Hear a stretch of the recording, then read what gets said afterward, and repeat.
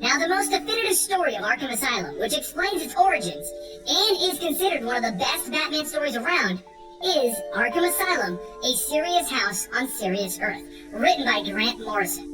So let's begin there. The story begins with Commissioner Gordon telling Batman that the patients of Arkham Asylum have taken over and they're demanding to talk to Batman, or they'll start killing the hostages. Over at Arkham Asylum, Joker begins to kill the guards to entice Batman to oblige. Well, we discover that a new treatment used on Two-Face has left him in a state where he can't make any decisions.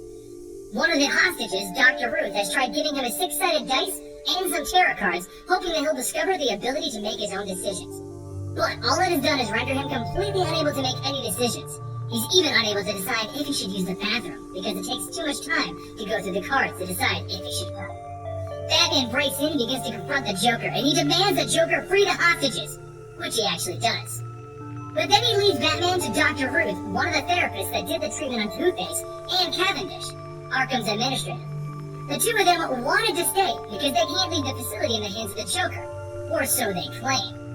But after Joker forces Dr. Ruth to analyze Batman, Joker decides to turn the remaining portion of their fun stay together into a game of hide-and-seek for Batman, leaving it to the Joker to turn everything into a game. Batman begins to run off into Arkham Asylum, trying to figure out a way to stop the entire insurrection that is going on at Arkham Asylum, and he gets into many fights in Arkham at this time.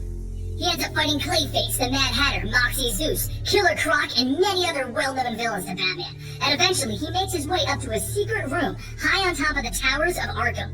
He discovers Charles Cavendish, one of those two hostages who stayed, and Arkham's administrator, dressed in a bridal gown, threatening Dr. Adams with a razor.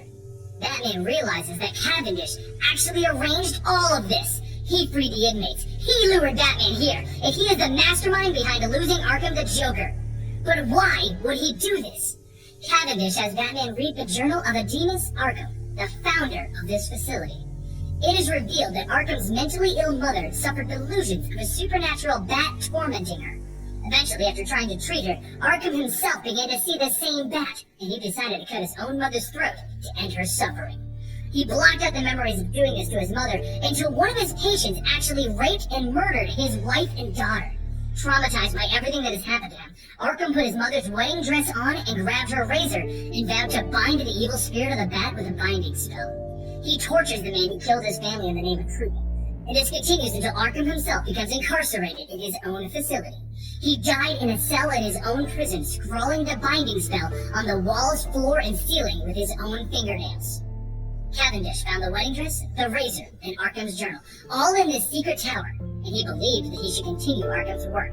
He released all of the patients into Arkham to lure Batman into the asylum, because there's only one bat that Cavendish knows.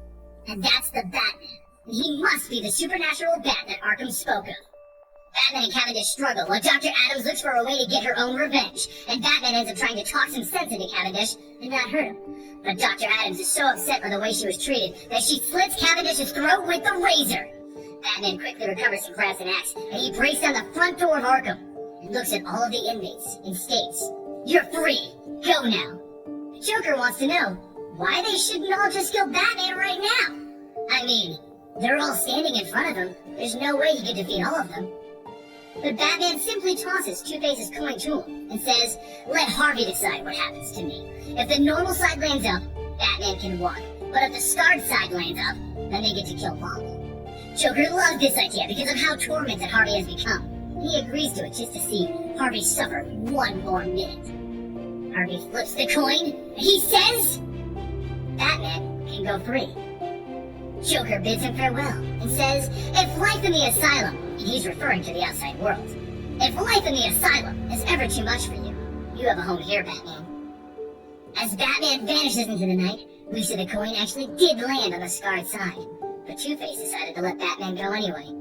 Two-Face then looks at the tarot cards on the ground and states a quote from the Alice in Wonderland book, "Who cares for you? You're nothing but a pack." And that closes the definitive Arkham Asylum story. The history of the place itself is as twisted as you can tell. But what is Arkham Asylum? Any Batman fan can tell you that Arkham Asylum is where Batman sends all of his mentally ill patients.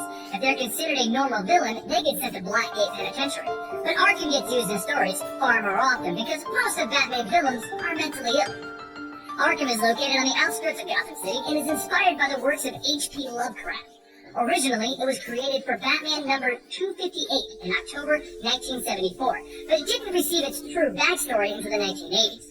Now, there are a few books and games entirely based on the concepts of Arkham Asylum, but the most definitive backstory seems to come from the one that I just read, Grant Morrison's Arkham Asylum, A Serious House on Serious Earth.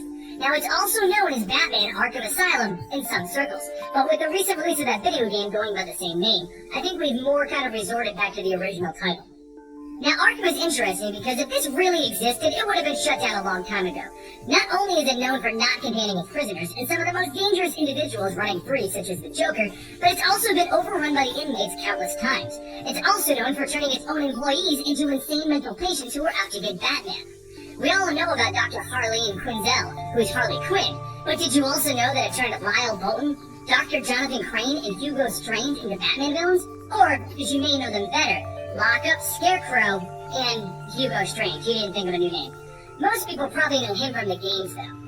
It goes even deeper because, as the story I just read shows you, Dr. Adimus Arkham, the founder, and his son, Jeremiah Arkham, the director, have also ended up being committed into the criminally mentally insane patients ward.